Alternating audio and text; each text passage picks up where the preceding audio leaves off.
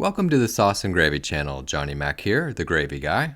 It's Saturday and it's the holiday season, so I want to share with you one of my favorite all-time gravies. A homemade turkey giblet gravy. I originally posted this recipe 5 years ago whenever I started the channel. I love it so much that I wanted to update it so that you could share it with your family and friends over this holiday season.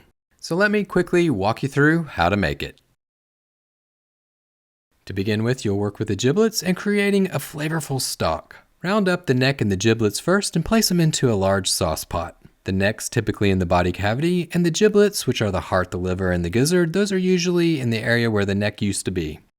And how many of you out there have had this happen to you on a Thanksgiving or Christmas dinner?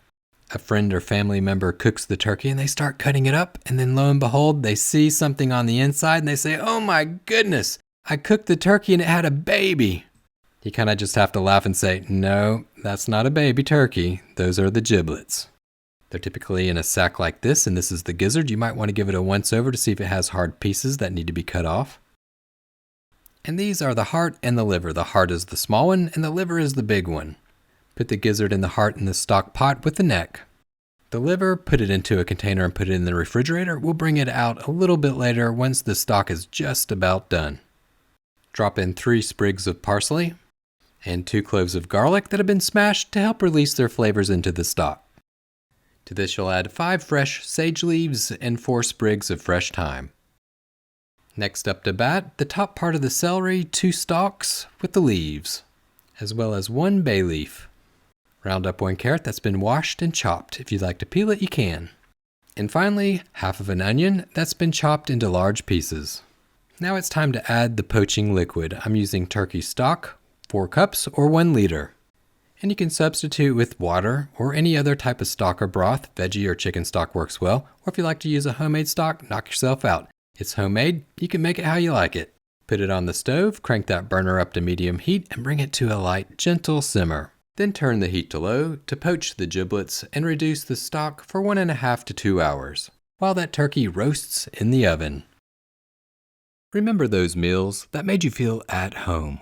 Well, they're back with the Sauce and Gravy channel's second cookbook, Comfort Foods Made Simply. Filled with scratch-made classics you'll be proud to serve. Creamy sauces, slow simmered flavor. No cans, no shortcuts, just real cooking.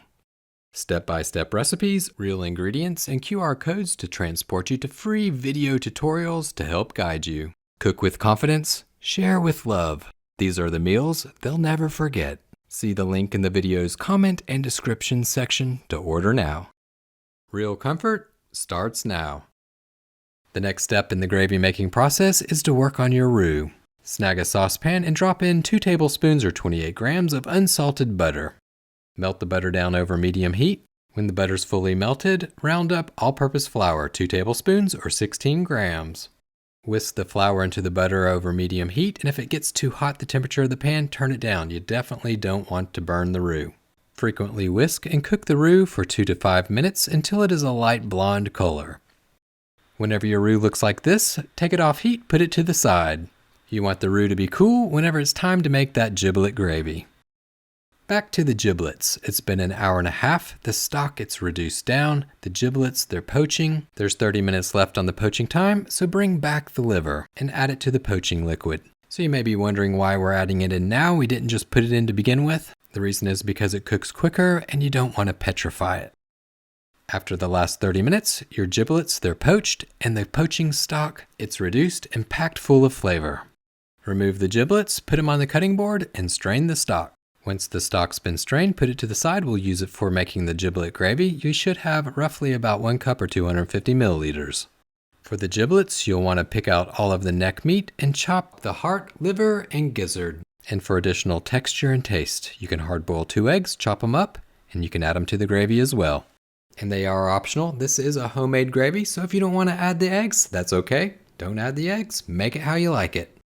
Perfect timing. The turkey is done. The giblets are done. The roux is done. Now it's time to remove that turkey, cover it, put it into a warm place, let it rest, and while it rests, you can harvest the drippings to help make this homemade turkey gravy. If you have a few veggies in your roasting tray, you can either keep them in and deglaze the tray with them in, or you can remove them. I'm just removing them because I'm going to use them for something else. The important thing are all those brown drippings on the bottom of the pan. Add 3/4 cup or 188 milliliters of water to the baking pan. Use a flat bottom spatula to scrape the bottom of the pan to release all of those bits and pieces up into the liquid. If you're having any problems with some of the drippings not coming up off the bottom of the pan, turn the stove burner onto low. That'll help heat the liquid, which should aid in helping getting it off the bottom of the pan. Once the pan dripping liquid is right where you want it to be, pour it into a fat separator or measuring cup. So check it out. You've got about 1 cup of deep, dark, delicious pan dripping liquid. That light line on the top, that's the fat. You can either keep it in the liquid or you can remove it if you like. Now it's time to bring back that poaching stock that you poached the giblets in and add it to the pan dripping liquid. Measure out the amount of liquid that you have. You'll need at least 2 cups or 500 milliliters for this recipe. If you don't have enough liquid, you can always substitute with a chicken, turkey, or veggie stock or broth. Everything's ready, so now it's time to make the gravy. Bring back that saucepan with the cool roux, put it on the burner, but don't turn on the heat quite yet. Pour the combination of the pan dripping stock and the poaching liquid into the roux. You can even pour in the turkey fat, it'll add loads of flavor. Or you can remove it like I am for another delicious recipe. Turn the burner to medium heat, grab a whisk, and start to mix. Bring the sauce to a simmer. Once it starts to simmer, you can reduce the heat to low and cook for 8 to 10 minutes. While the gravy reduces down, grab a spoon or a ladle and skim off any sort of foam or impurities that form on the top. The next step of the process is to add 1/2 cup or 125 milliliters of heavy cream, also called whipping cream or double cream in some countries.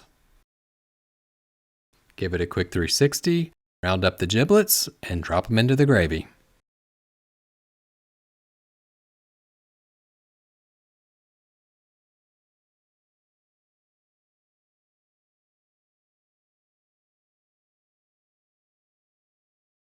Give it all a quick mix, warm those giblets up over medium heat. Once it's warm, give it a taste, adjust the seasoning if necessary, add some additional salt or pepper.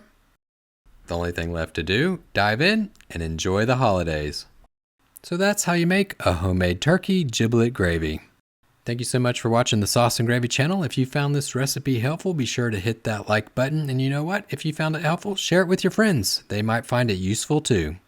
Thanks again for watching. Until next Saturday, remember, it's just you, me, and the sauces. Keep whisking, y'all.